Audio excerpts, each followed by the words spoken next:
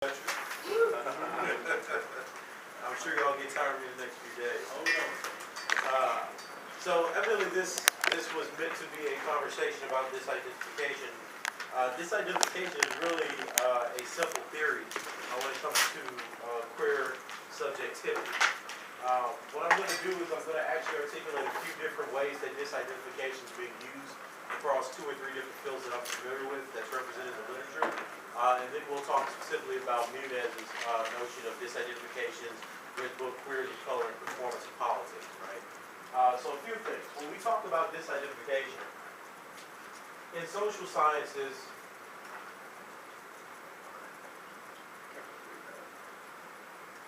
when we talk about fields like sociology, critical sociology, sociology of race and racism, ethnicity, disidentification means to not identify with the majority,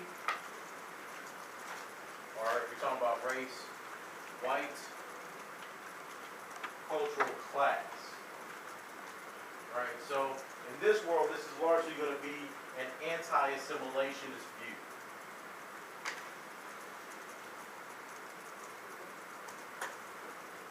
This is going to be big in the work with people like Bonilla Silva. You're going to find this in some structural racists like Joe Fagan.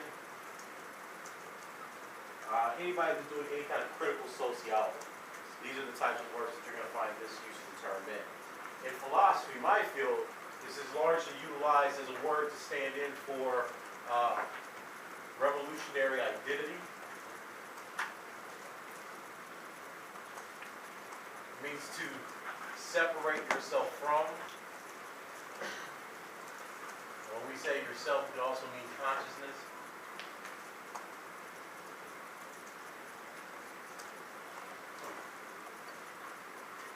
From white ideology, right? So you find this word utilized in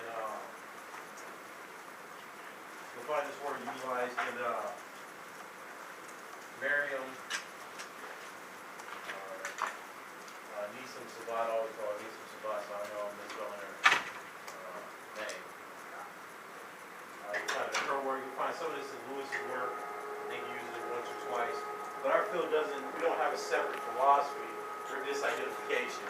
Because when we talk about it, we're usually talking about a phenomenological issue, right? Like we have white supremacy, we choose to disidentify it, meaning that we focus purely on blackness, revolutionary blackness, black politics, black consciousness. You'll see this in some of the works where people are doing phenomenology with Stephen Biko now. That's really big in our field. So it's really just a couple of words to say that we're trying to take a revolutionary identity, our revolutionary consciousness. Okay? You understand those two differences between the two terms? All right? Now, when we talk about disidentification in terms of identity politics,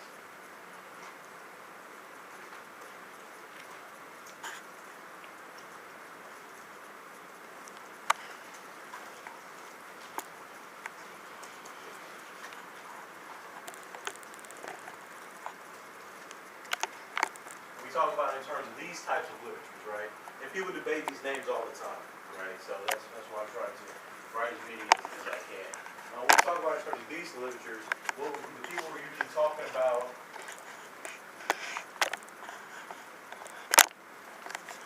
Patrick Johnson, right? And for these individuals, disidentification has a very specific terminology. Generally, when we speak about this, we're talking about a hermeneutical process by which queer people of color, and it's very specific, right? We're talking about the strategies where queer people of color have used to negotiate the boundaries of their participation and exclusion from different types of structures. So the way this has been utilized in the literature is to suggest that there is both an inside and outside that is simultaneously used as a survival strategy for queer bodies. Does everybody understand that? So here's an example. This is an example that Patrick Johnson uses, right? He says, look, we know that the Black Christian Church has historically been extremely homophobic. But what does it mean when, black queer bodies participate in Christian services and that church has a special service just for gay people, right? So Uniqueness is going to say, well, look, what that means is that that's a disidentification. in one sense is resistory and revolutionary because you're choosing not to be excluded and fighting for inclusion. But at the same time, it's kind of a co-optation because you're still participating in an at-large structure like the church and ideology that's extremely homophobic and based in the condemnation of homosexual peoples and practices, right? So that's the inside and outside that Newness is trying to get at in the literature. Does everybody understand that? Right? Now, E. Patrick Johnson, where's the debate from last round? There y'all go, right? So when we read the E. Patrick Johnson evidence, and E. Patrick Johnson was quoting Newness, right? One of the things that he's dealing with is saying, well, look, if you're both on the inside and outside, so imagine the self, where the self projects itself both inside and it projects itself outside, then you see two aspects of existence, right? And this is an identity question. I'm always trying to get y'all to kind of understand what part of the debate you're having. You're having an identity question. This becomes an issue of identity politics. How does the individual see themselves in relationship to oppressive structure, right? So when we're talking about identity politics, because I accuse lots of people of this because I think it's bullshit, but nonetheless, this is a topic of discussion. Well, we're talking about how our individuals politicize themselves as being representative of the idea of freedom, right? Or liberty, or justice, right? Because what you're going to say then is in spaces where you're excluded, including me is just. It's diversity, it's equality, it's freedom, right? Those are kind of the ideas that motivate the identity politics. If you're going to be included, then what you're trying to say is, well, I'm included, but I'm not of the system, right? So this is how black people usually want to rationalize their participation in capitalism. Well, we're poor, if we're outside the system, we have no choice but to be in the system because if we're poor, we're dead. So we have to make some kind of strategy about survival, right? This is that tension. The same thing happens with queer and queer bodies, right? Does everybody understand that? Yes? All right. So if this is an identity question, and functions as a hermeneutic. Does anyone knows what the word hermeneutic means? Right, interpretation of scripture or text, right? So what does this mean? This means that you're constantly interacting with environments on the inside and the outside, and you're constantly suspicious of your role, and you're constantly trying to reinterpret meaning, right? So disidentification then, for these two authors specifically, becomes a liberation strategy. Because it's suggesting that queer bodies simply do not have any other way to exist in the world, because they have to both be a part of and excluded from the dominant institutions and discourse that speak about identity and that put them in the situation to live. So this largely becomes referred to as the creation of survival strategies,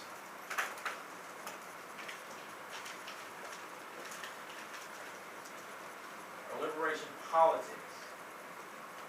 Again, I push you to understand that when you read these terms in E. Patrick Johnson, he is going to refer to these as a special types of identity politics that are based on the understanding of the queer and queer body, right? And not any queer and queer body, but black, brown, yellow, indigenous queer and queer body.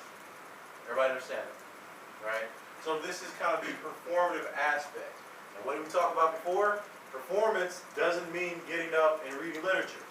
Performance is any behavior of sexuality or being within social spaces where you're recognized as such, right?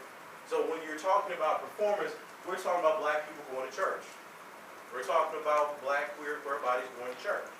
Because that then becomes a performance through which they have to rationalize, well, why am I participating in a religion that says that I'm going to hell, but at the same time I'm still a Christian, right? That seems to be a contradiction, right? But disidentification says that in doing so, we now have a space where we can understand how this has always been a strategy for queer peoples to understand their existence in relationship to oppressive structure. Right? What do y'all think about this explanation? What first comes to your mind?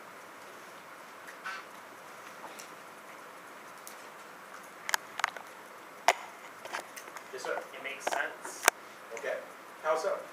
Well, being a queer person of color, I find myself having to choose either being queer or of color in many certain situations.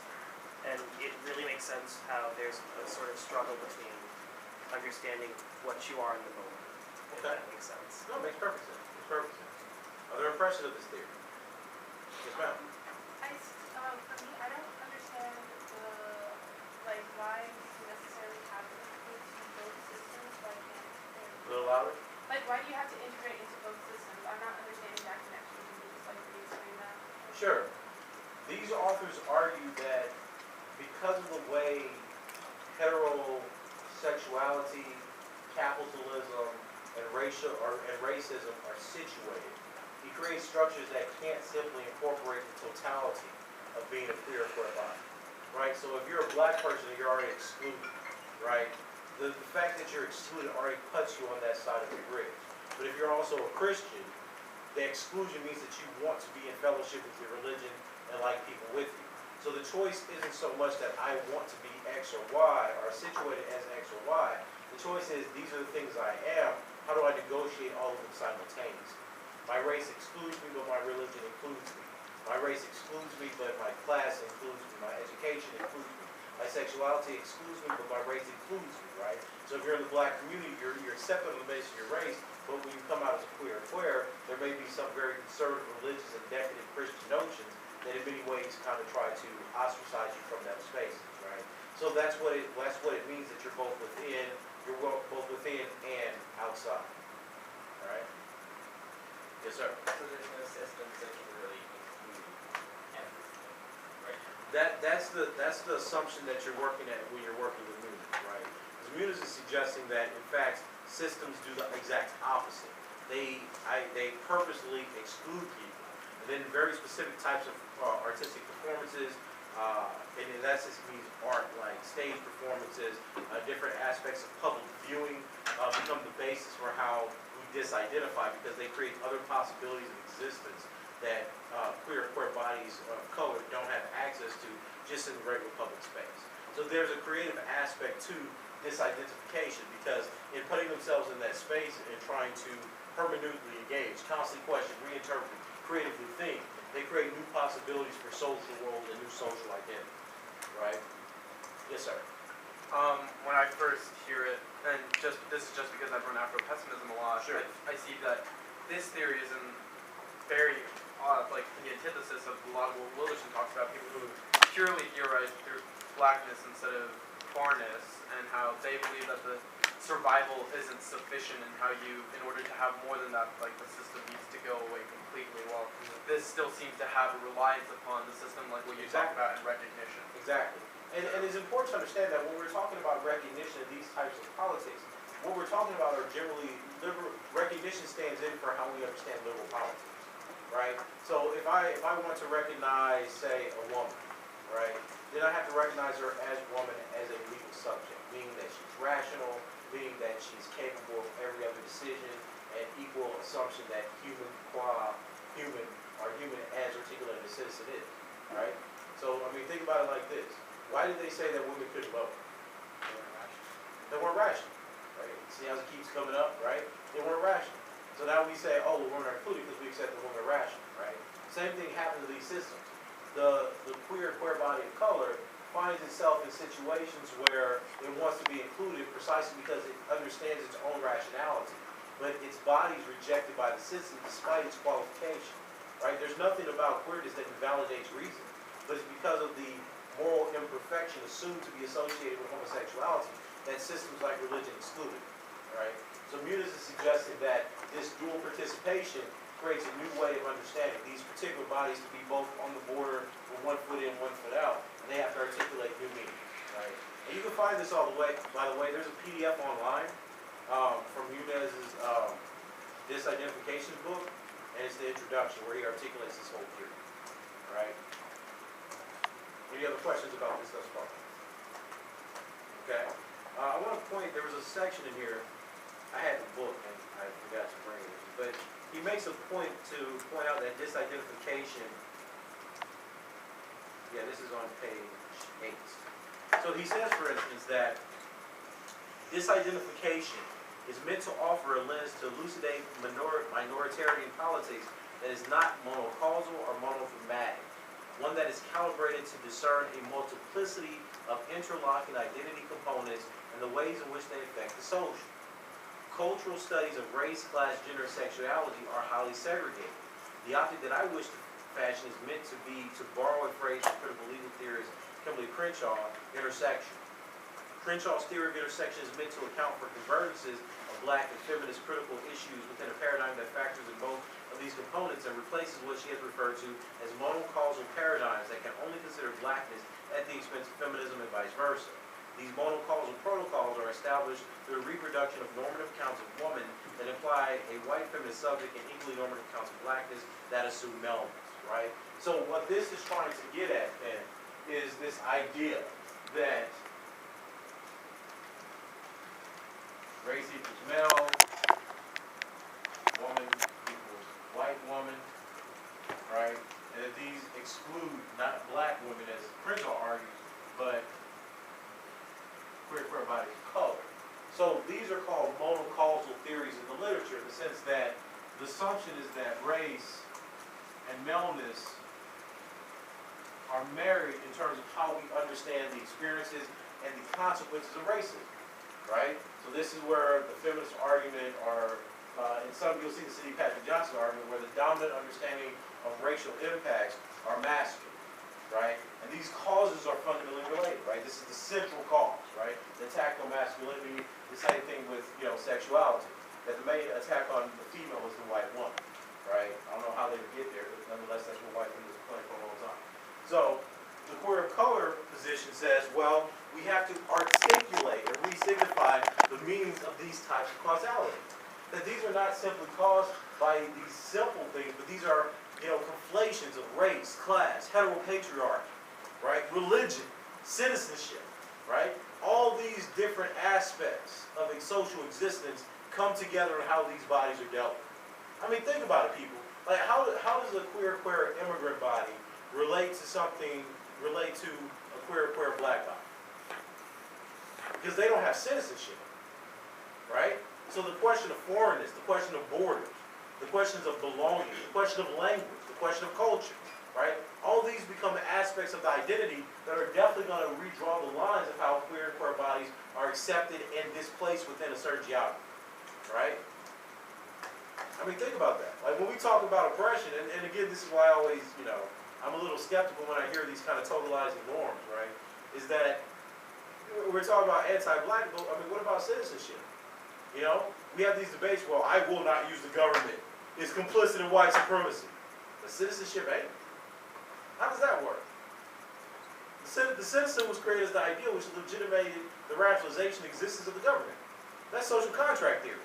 I enter into a society, I give up certain liberties because I want to make sure that I have security, we protect security because we want governance. Right? That's Hobbes, that's Locke, that's to a certain extent Rousseau. He has different anthropology, he thinks everyone's equal in nature and civilization fucks up. Alright? I was doing well though, you guys did. So that's the base of this. But how many people here have had debates about citizenship? Just one person, right? Right? See, and this is a fundamental thing. How many people here have rejected the federal government as an actor? That's cool, huh? How many people have then come back and talked about notions of equality, or ethics, morality, or freedom? Right. How does that work? Switch sides. Just full answer, besides switching sides, though. But I mean, one implies the other, right? The liberal concept of government requires it to be recognized as an individual that you have law. This is the rule of law, right? It requires that the notion of the citizen is protected because that is the justification for the legitimacy of the sovereign, right? These things coexist. I mean, I have seen debates where people are like, well, I'm performing, I don't do the government thing, and then talk about equality, existence, recognition, fairness, individuality, rights. Like, wow, really? I have a colleague, James Hill, he says that, he says all the time, how are you offended by these aspects of blackness? But, like the radicality of blackness, but, some of the most violent things that have occurred and have been denied to us has been on the basis of things like citizenship and liberty. Right? These values are intrinsically anti-black. Because the notion of liberty that comes, that allows people freedom to exercise their rights on property, the use of reason towards, profit, all these things have been fundamentally predicated on the ownership of black bodies. Right? Even feminism. right? This is predicated on the ownership of black bodies. It is the distinction of the right of white women to vote and be rational over the savage that allowed white women to assert they had a right to suffrage, right? That's just true, you know? Abortion, same thing. The reason that abortion became such an issue about rights is because white women decided that if they control reproduction, they can trade the reproduction of the race, which was necessary for white supremacy, with the ideas of political rights and property. That's not me, that's Beeson, right? But at the same time, this is a fascinating study, right? Because it uprooted everything that we believed in discipline in terms of how issues of women's reproduction, etc. work. See, these white women were doing things like, and this is why this kind of analysis becomes so important. White women were doing things like saying, okay, well look, we want to be able to control our reproduction so that we can't be trapped in the home and have the ability and access to capital. Now what did that mean? This is the turn of the century. What is capital in 1900? Where are white women working? Are they working in big time industries? Are they CEOs? Factories, right? They're working outside the home. That was the argument. They want profit, they want to work outside the home, right? Now and why kids are bad for that, right? Because it kind of weighs them down to the home, okay? So what did they do? They argued for birth control, right? But this was an issue of where they just weren't arguing for birth control. What was the other use of birth control? Sterilization, exactly. Right? Margaret Sanger didn't just want to help white women, she wanted to hurt black women. Right? Because notice, if I want to work out in the world, and we already have a problem because there are too many free black folk who are skilled as carpenters and workers that already do this work, I need to decrease that population so I don't have to keep competing with these other racial groups so that I can have access to jobs. The way I do that, I start making sure we start practicing eugenics and giving all these poor black people, sterilizing them and giving them birth control. Right? And then what am I doing? Now I'm negotiating. Because now I'm negotiating with white men. I want to work. You want white babies to keep the race strong, and we need to reduce them, so what are they going to do? We're going to trade off our reproductive rights for economic rights and political. All right? And this is history. This is, you see this in the National Women's Suffrage Journal, right? NWSA, which ironically is the same name of the Women's Studies Association now, right? See, these are the types of things that happen. So, when you're talking about these types of bodies, how then are they included and excluded, right? Included because they're American, excluded because they're a different citizen or migrant, included because they're Christian, right? But excluded because of their sexuality. This becomes the problem of having to creatively construct and think about your identity as being both privileged and disenfranchised simultaneously. Yes, sir. It seems like the parts of those identities which are included are the parts which have been assimilated. For example, Christianity being the dominant religion, that was the part which is included. So is that what, whenever D. Patrick Johnson talked about how you were on and against the system, yes, those parts which you don't completely assimilate and you do keep parts of those identities which aren't going to work? Absolutely. But you're still a whole person, so then you have to rationalize and create new meanings that explain why parts of you are in the system and parts of you are outside. Right? So disidentification becomes that lived strategy. In my field, we say that's the existential reality of your difference. Right? Any questions about this? Yes, sir. Yeah. So just to clarify, are we saying that that this juxtaposition between like being inside and outside, being included and excluded, is necessary to resolve that existential crisis and therefore solidify your personal identity when you're going through that, or? Well, I think Newton doesn't really talk in the language of existentialism. Most of the descriptions of disidentification is psychoanalytic language. Okay. So the way that he's speaking about this is in the sense that it becomes a survival strategy where you're always both with and lacking, right? Because it's psychoanalytic terms. It is fundamentally not caught in assimilation and anti-assimilation. He's interested in formulating new meanings and articulation, stories, performances, plays, etc. from this type of conundrum. And he thinks that those cultural productions, plays, stories, etc., are liberatory because they then create new meanings that other people can adopt to explain their own existence. Because the whole book is about, plays and different artistic and aesthetic representations of disidentification. Any questions about this? How would you answer this?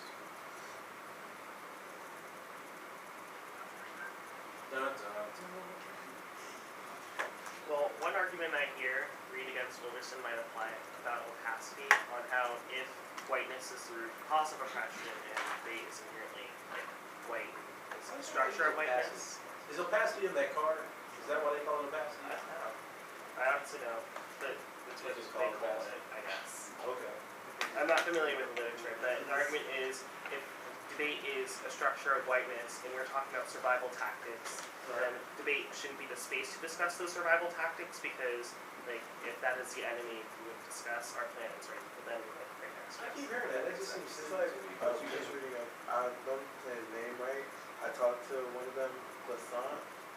The sign, yeah. Yeah, it's like a misreading of that. Yeah, it's a complete misreading of Lassant. Right? Because Lassant doesn't even believe in this. Lassant is like from the Caribbean, so he's like, I'm already Irish. Yeah. That was the round, wasn't it?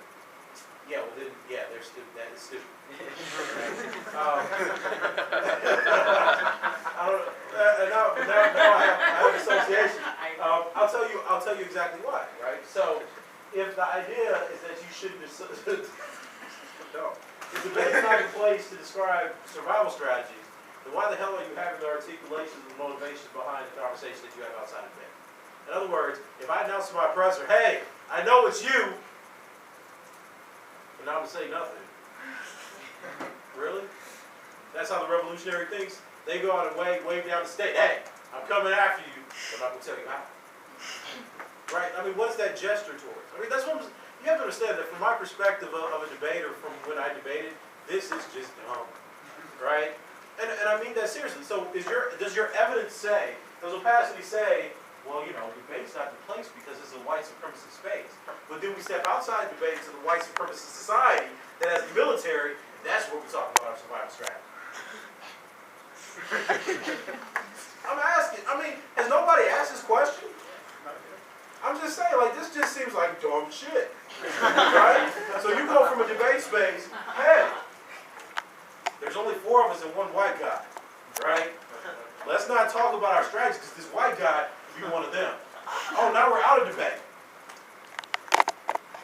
Let's go off on the internet and Facebook that the government watches and talk about our survival strategies. In a Facebook group. That's supposed to be secret.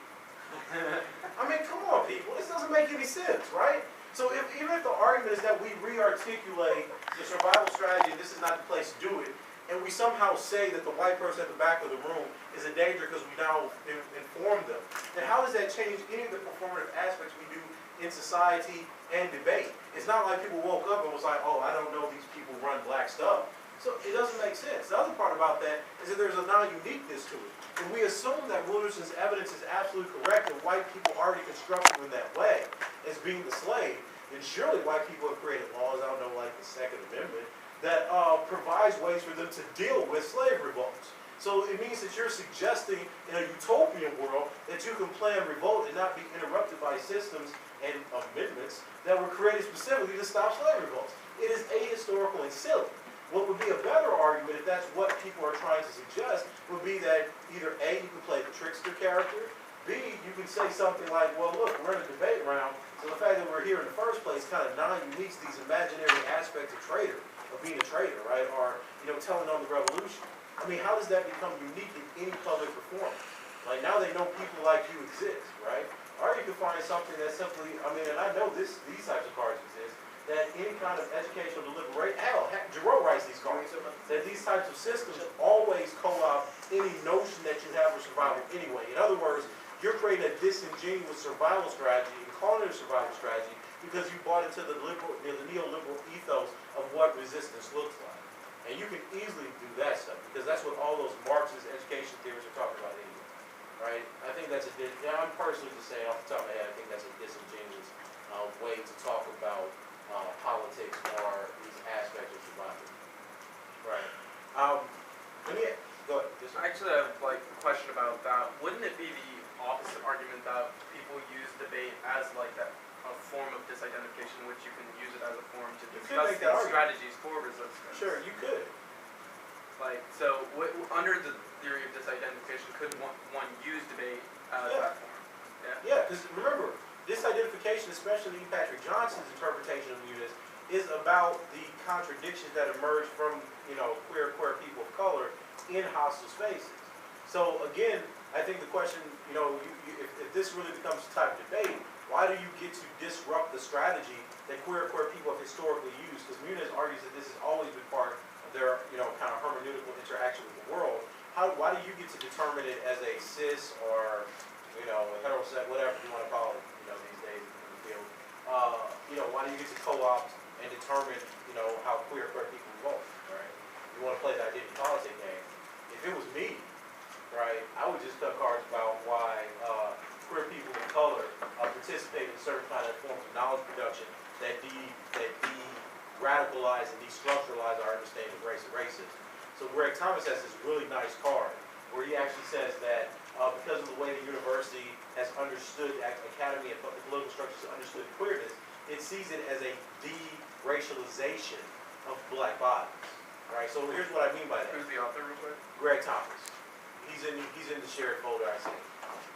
So what his argument is that because we know the history of anti-blackness is so related to the myths of barbarism and rape, the queer black body gets an exemption in those systems because now it is seen to be complementary to the ideas of white supremacy and not a sexual threat to white women. And he says that allows them to have and he's gay himself, so he has a view of how he participates and how other queer bodies participate in knowledge production and elitist/bourgeois accumulation of knowledge. Right. Why is that true for like not only a small but stigmatized segment of LGBT population? So whereas someone who performs more femininely might be accused of that, someone like Michael Sam definitely wouldn't miss the boat, right? Or even the idea that even that I feel like a racist other identity, so like a bisexual person just completely erases that from the analysis.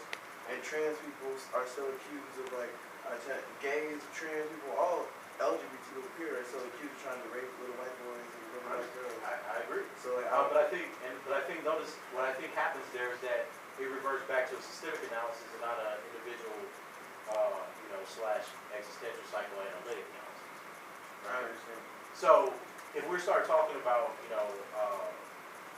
trans male figure and his relationship to white women, then that is encapsulated by the structural argument that Thomas would make about the relationship between anti-blackness, sex, rape, and whiteness, right? So the identity gets subsumed under the structure, you see what I'm saying, of how sexuality and sexual patterns of historically played out. So despite the fact that there are structural so on this, I definitely feel like my blackness is definitely a much more bigger issue than other things. But why isn't it still necessary to articulate that from the other side? Well, I don't think it's necessary to articulate it from it. I'm saying if you were in a debate argument, right, then I think that if you made the argument you just wasted, somebody could say, see, here's the point, and here's Thomas's argument that says that every time we're talking about anti-blackness, what we're actually talking about is a very real bourgeois sexuality and violation of sexuality that affects all black bodies. You see what I'm saying? The structural argument just co-opts the aspect of identity because this is purely about an identity politics, right? So, but see, I think that it's difficult for me because, I'm on the kind of other side of the argument, right? So the work that I do in terms of sexual abuse, rape, as you know, I'll really look at how these ontologies are formulated and violated throughout history, right? So, some of the histories that queer scholars use to motivate their thinking, I just don't think are historically true. There have always been gay people and there have always been queer bodies of color that have been raped and brutalized under slavery. Given that we know that as a historical fact, right, I think it kind of changes some of our articulations of how we can talk about identity politics, right? So think about it, like that the young boy that was just castrated. Y'all know about this? Young boy in Chicago was castrated. Coming off the A-track. A white female cop stopped him, said he looked aggressive, etc. Squeezed his testicles so hard that they audibly popped. Oh! Right?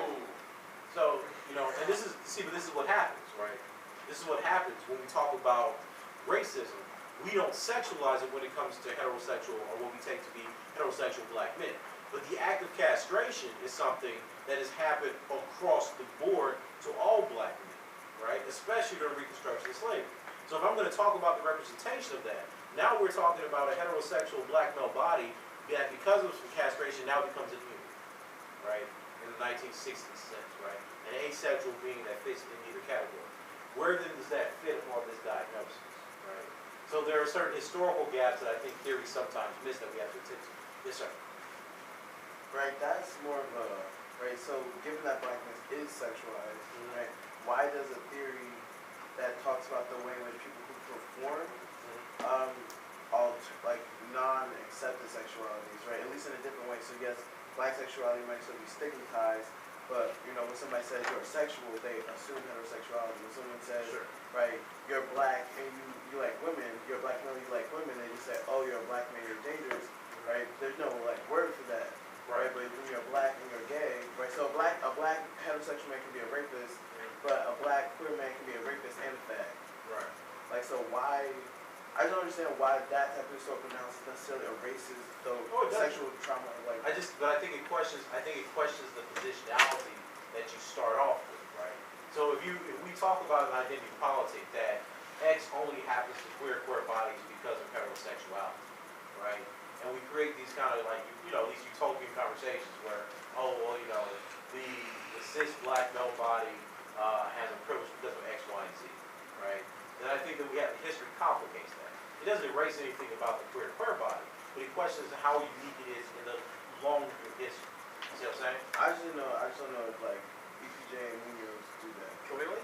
Well, I think that EPJ has a very different viewing because when he starts talking about his experiences, when he talks about narrativity, when he's talking about even queerness, right?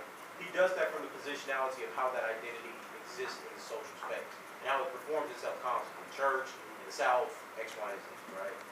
All I'm saying is that you can grant that, but what does it mean then if you find out that you've always had this history of, homosexual, homoerotic abuse, even on heterosexual bodies?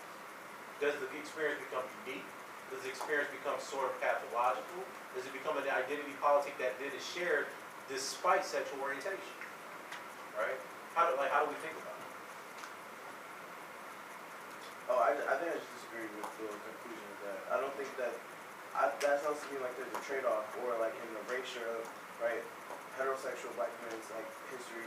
Whereas I don't think these people are attempting to even articulate. Oh, no, that's not what I'm saying. That's not what I'm saying. I'm saying there is no heterosexual black men. See, I'm saying that the way that this is what I'm I know you study that. I Yeah. feel like, so black men didn't articulate that through literature, but I don't think that that's like at the fault of these scholars. No, that's not what I'm saying at all. I'm not. No, So I'm just a misunderstanding. Yeah, that's not what I'm saying. I'm not saying that these scholars are attempting to erase that history. I'm not saying they're at fault at all. What I'm saying is, if you know the historical component and put the historical component with their understanding of disidentification, then it would suggest that disidentification supersedes sexual orientation because there was no clear hetero-homo divide in terms of the sexual abuse of black male bodies, period. So you can't say now that there is a specific queer of color performance because black men have both been queer and denatured when they were heterosexual as queer because of anti-black racism. It's a historical argument. It doesn't put them at fault for anything. It's just saying that what if we take this and their claim, right, about how queerness is performed in the social space or in history, and we supplement that with the fact that heterosexual black men, because of anti-blackness, were also seen as queer bodies. That's all I'm saying. That it gives us a longer range implication that I don't know if they consider because they're performance things, right? So they're looking at specific acts, but it doesn't blame them for erasing anybody. That wasn't what I was saying. We're at 4 minutes, sir, because they have to transition to debating. Most of them have debates. Okay. Yes. Any other questions? Yes, sir. What's a good starting point for this particular branch of literature? On disidentification? Really not dense. Ooh, I think E. Patrick Johnson is pretty accessible. I really do. I think Munis gets a little bit. He's really verbose and he's trying to cover a lot because he's trying to distinguish his analysis from the psychoanalysis, assimilationism, etc. But I think that if you read E. Patrick Johnson first and then go back and read Munis's 99 book, that will clarify a lot of things. Right? Because E. Patrick Johnson gives a very kind of clear example, like the church, what this means, what politics look like, and you can kind of go back to the theory and read Munis. Right? Other questions? Yes, sir. you talked earlier during our debate about Moten and how Moten can supplement what Johnson talks about. Could you explain that a little bit further? Yeah, E. Patrick Johnson is making the argument, he expands disidentifications to include the African American experience more generally, right? In terms of how black people have always participated inside and outside of different institutions. And he says that the reason, the same products that Nunes is with plays, stories, etc., he sees the same thing with black folklore, literature, and black aesthetics and music. So what I would say is that if you really want to use disidentification as a method, one of the ways that you can get an impact to that is Moten's argument that black aesthetics is one of the aspects that proves there's a difference between blackness, qua blackness, and Afro-pessimism, and black people, which he says creates, which Afro-pessimists don't make a distinction between. So when they read all those cards, you can say, look, you're conflating blackness and black people, and the test of the difference in the existence is that black people still produce aesthetics and literature and stories that talk about their existence as something other than the slave, which fits perfectly with the aesthetic production that both Nunes and EPJ are talking about. And see, that's what I'm saying, like, he's become a very interesting figure because he uses a lot of post-structuralist language. He's a performative theorist. He's kind of, cornered the market, invented the word queer, put out the anthology. So he really has that on block in talking about black queer bodies. One of the strengths I think that we could use if we're going to talk about that is not to simply go on his identity politics, but start marrying that into some of these larger issues of aesthetics and how aesthetics actually create new philosophies and liberation strategies across